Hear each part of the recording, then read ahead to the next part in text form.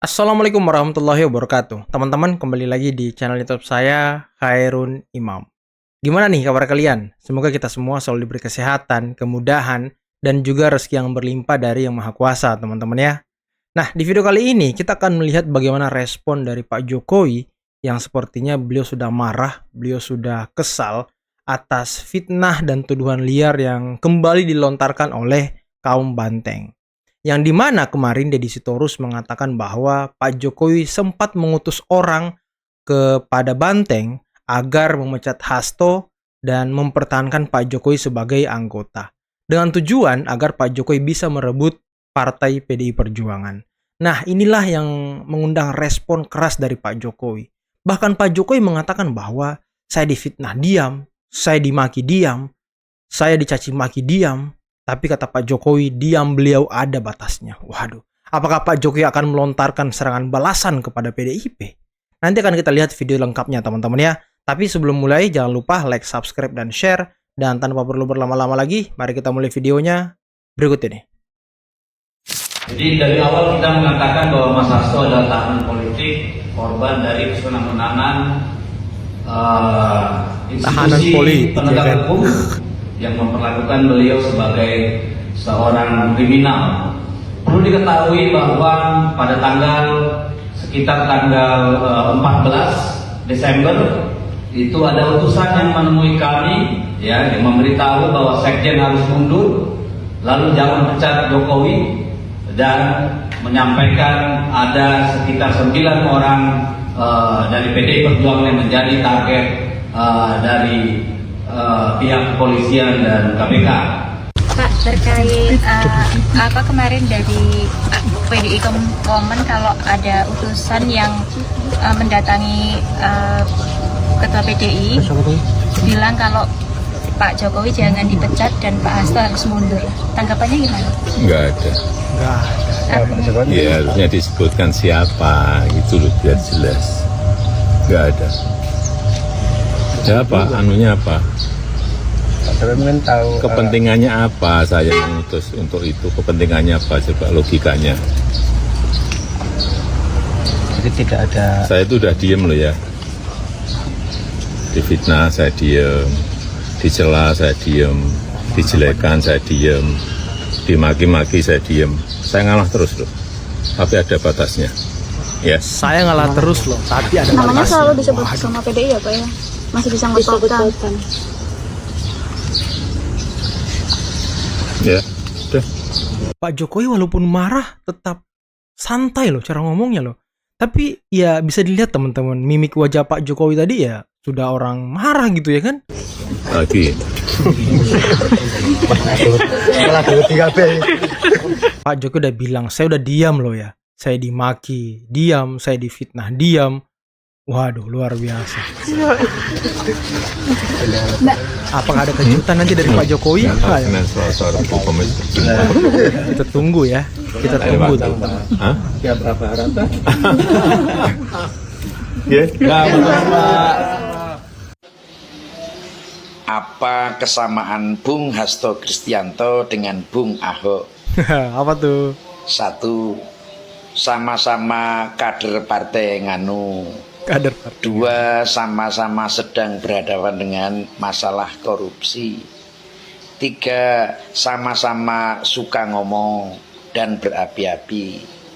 Empat, sama-sama merasa punya barang bukti yang bisa membongkar kasus tertentu. Lima, belum sama. Belum sama. Yang satu sudah jadi tersangka, Oh. yang dua masih saksi. Dan semoga tetap menjadi saksi. Ya, jangan sampai jadi sama-sama jadi tersangka. Banyak kali samanya. Oke, Bung Hasto, Bung Ahok, sehat selalu. Tapi gini teman-teman ya, sebelum kita lanjut ya, saya teringat tadi apa yang dikatakan Pak Jokowi. Ya disebut gitu, siapa namanya yang datang, utusannya siapa gitu ya kan, biar jelas, biar bisa diverifikasi. Kalau kayak tadi hanya omon-omon, ada yang datang kepada kami minta Hasto dimundurkan dari Sekjen, minta Jokowi tetap jadi anggota, jangan dipecat. Ya kalau nggak disebut namanya, nggak disebut utusan itu, ya kan nggak bisa diklarifikasi informasinya. jadinya informasinya ini ya hanya satu arah. Jadi orang ya yang mungkin percaya dengan ucapan PDIP ya hanya percaya-percaya aja. Kita sebagai orang yang ingin meng-cross check beritanya apakah ini benar atau tidak. Karena Pak Jokowi tadi bilang tidak ada juga, teman-teman. Nah, kalau PDIP bisa menyebut namanya siapa, nah kita kan bisa cross check gitu. Bisa cross check langsung. Bener gak nih dia ngomong kayak gitu? Bener gak dia datang ke PDIP? Kalau tidak ya, informasi ini hanya sebatas omon-omon, teman-teman. Hanya sepihak tuduhan dari PDIP. Nah, ini kebiasaan dia nih, kebiasaan mereka. Siapakah yang dimaksud Deddy Sitorus dengan utusan yang datang ke PDIP dan meminta dua hal, yaitu agar Hasto Kristianto segera mundur dari jabatannya sebagai Sekjen PDIP dan fokus pada urusan untuk melakukan pembelaan hukum yang dilakukan dirinya dengan tim kuasa hukumnya, dan meminta agar Jokowi tidak dipecat dari keanggotaannya dalam tubuh PDIP. Saya punya dua analisis. Yang pertama, utusan itu adalah orang-orang dalam tubuh PDIP sendiri yang dikenal sebagai faksi Puan Maharani, yang memang selama ini memiliki pendekatan politik yang jauh lebih cair dan ingin merapat pada pemerintahan Prabowo Subianto dan sebelumnya pada pemerintahan Joko Widodo. Mereka punya target bahwa dengan mendekat pada pemerintahan siapapun, dulu Jokowi dan sekarang Prabowo Subianto, maka PDIP tetap akan menjadi pelaku dalam gerak pembangunan yang terjadi di tanah air kita. Namun ada juga jawaban yang kedua, bahwa utusan yang dimaksud oleh Deddy Sitorus ini adalah orang-orang yang memang punya kedekatan dengan Jokowi, dan orang ini juga sekaligus punya modal sosial dekat dengan PDIP.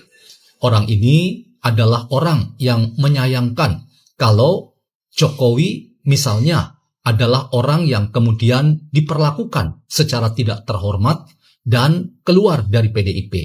Karena Jokowi harus dianggap sebagai salah satu faktor penting apabila PDIP ingin beruntung dan sukses dalam perjalanan politiknya ke depan. Ya. Menjelang Kongres PDIP pada pertengahan tahun ini, dan harapannya agar PDIP sukses menjelang dan persiapan-persiapan menuju pada kontestasi pemilihan umum pada 2029 mendatang. Inilah dua catatan saya. Tetapi apa yang dikatakan oleh Deddy Sitorus ini membuka dan mengangkat kembali isu yang penting sekali, bahwa kekuatan politik Indonesia ke depan itu dipastikan adalah ada pada partai-partai politik yang sehat, dan salah satu tanda dari sehatnya partai politik itu adalah semua proses politik yang ada di dalam sebuah partai politik itu memang politik yang dibangun dalam ketaatan pada hukum yang berlaku, tetapi sekaligus juga apa yang dianggap sebagai tanda sehatnya partai politik. Tidak ada anggota yang secara serampangan dipecat begitu saja lalu dianggap sebagai aktor bermasalah. Mengapa? Karena untuk mencapai level seorang pemimpin yang adalah presiden, maka kita menaruh hormat pada Megawati, kita juga menaruh hormat pada Jokowi yang adalah putra dan putri terbaik PDIP, dan karena itu PDIP harus melihat bahwa Jokowi tetap adalah bagian dari PDIP. Betul. Dan modal sosial PDIP untuk sukses ke depan sebagai partai yang sehat dan partai yang akan sukses dalam konstelasi politik tanah air hari ini dan ke depan. Nah, nanti kita lihat saja teman-teman ya, bagaimana kontestasi pemilu Pilpres di 2029, apakah PDIP masih stay strong ataukah makin tenggelam gitu ya kan? Prabowo minta lindungi masyarakat kecil, ya, aparat penegak hukum, kepolisian, ada ya, Kasat Reskrim, jangan ditindak pengecernya, penjualnya. Beliau itu hanya mencari keuntungan 1.000-2.000 di bulan suci Ramadan, mencari rezeki, jangan diganggu. Yang dicari adalah pabrik-pabriknya Pak. Yang dicari adalah yang bikin itu. Produsennya. Di mana produsennya, di mana yang memproduksi ini. dicari. Ini harus kita tindak. Kita harus konsisten. Tindak tegas mereka. Ini kasihan. Ini hanya 900 ya. Kami harap kepada saudaraku, sahabatku, seluruh pedagang, ayo kita membantu orang yang sedang melaksanakan ibadah puasa. Jangan mengurangi volume penjualan minyak goreng. Kemudian juga jangan menjual di atas HET. Ayo kita damai, kita menciptakan kedamaian, kebahagiaan di bulan suci Ramadan. Ini bulan penuh berkah. Kita cari amal sebanyak-banyaknya. Menjual sesuai harga eceran tertinggi dan volumenya sama, itu mendapatkan pahala tuh. Nah, kalau kurang, itu mendapatkan dosa. Jadi kami himbau seluruh pengusaha jangan ada yang melakukan culas ya, kecurangan dalam menjual bahan pangan. Terima kasih. Assalamualaikum warahmatullahi wabarakatuh. Bang, fenomena Soros emang beneran bisa hancurin Indonesia? Jelasin pakai bahasa paling gampang. Oke, kita kenalan singkat dulu. Jadi George Soros ini adalah seorang investor keturunan Yahudi berkebangsaan Amerika. Nah, Soros ini adalah salah satu miliarder Yahudi yang paling dibenci di dunia. Soalnya Soros ini adalah pemilik perusahaan investasi global yang dimana tindakan perusahaan Soros ini udah banyak bawa efek buruk dan malapetaka di berbagai negara. Salah satunya di Indonesia pas krisis moneter 98. Intinya tujuan Soros dan perusahaannya ini adalah mau ngambil keuntungan sebanyak-banyaknya, mulai dari sumber daya, mata uang, sampai kondisi politik yang ada di berbagai negara. Itu dimanfaatin Soros supaya dapat keuntungan. Segitu jahatnya George Soros sampai dia dibenci sama banyak negara di dunia. Nah, yang bikin kaget kemarin ada mantan VP Gojek, Pak Benny Batara, bikin video. Beliau ngejelasin kalau Soros itu udah benar-benar masuk ke Indonesia melalui banyaknya perusahaan-perusahaan lokal yang dibeli sama asing. Dan ketahuan kalau George Soros sama perusahaannya ini bahkan udah mendanai 4 media nasional di Indonesia. Yang kita tahu ya ada Tempe dan kawan-kawannya